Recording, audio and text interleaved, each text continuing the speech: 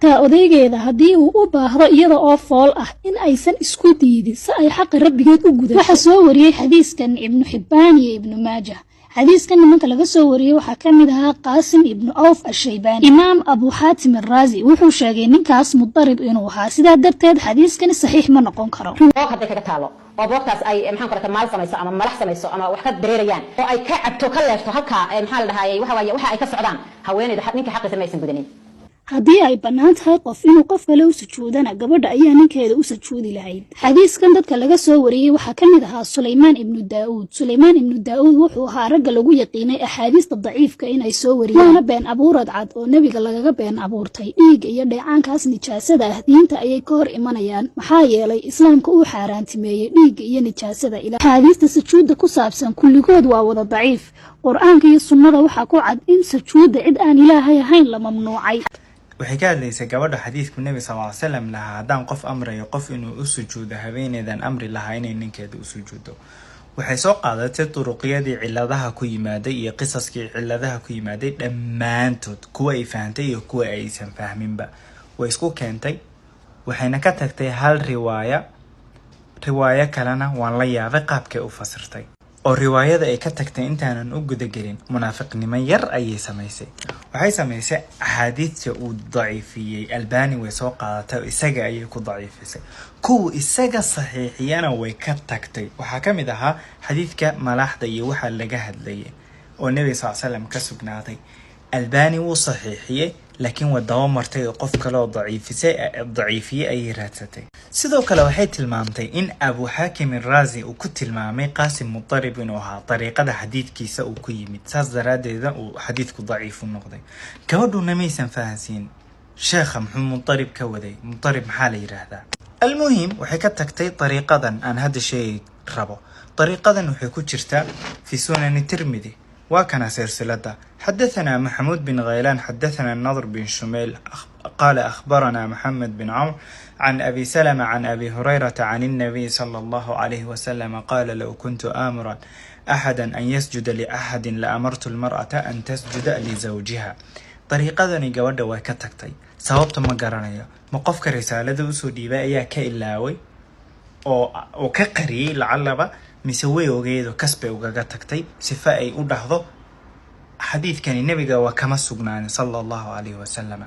طريقة هذا عن شيء علماء دون صحيحيا هي بل علة كان gurigeeda kama bixi karto iyadoo ninkeeda u fasixin ee uu nabigu yiri ayyuma imra'atin kharajat min bayti zawjiha bighayri idnin la'anaha kull shay'in dalacat 'alayha ash-shamsu wal-qamar. qofta hadii ay gurigeeda ka baxdo ninkeeda oo u fasixin shay walba oo qorraxdu iyo dayaxu ay ku soo dul baxaan ayaa lacnadaya ilaa uu ninkeeda raali ka noqdo mooyaane.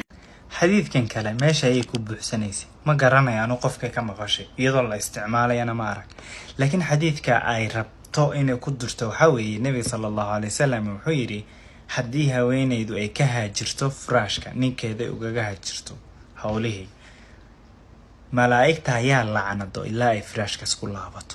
xadiidka miyay rabtay inay si kala ku durto ay soo qaataan waxa ka mid ah ayyuma imra'atin saamat bighayri idnin zawjiha qofta soonta ninkeeda u fasixin faaraadahu ala shay'in oo ninkeeda u baahdo iyadana ay diido kataba Allahu calayha 3 min kabaa'ir. ilaahay wuxuu u qorayaa 3 dambi oo waaweyn in ay gashay. Sheekh Albani xadiiskan waxa uu ku daray axaadiista daciifka ee aan jirin ee buugiisa kaga hadlay silsilad axaadiis daciif.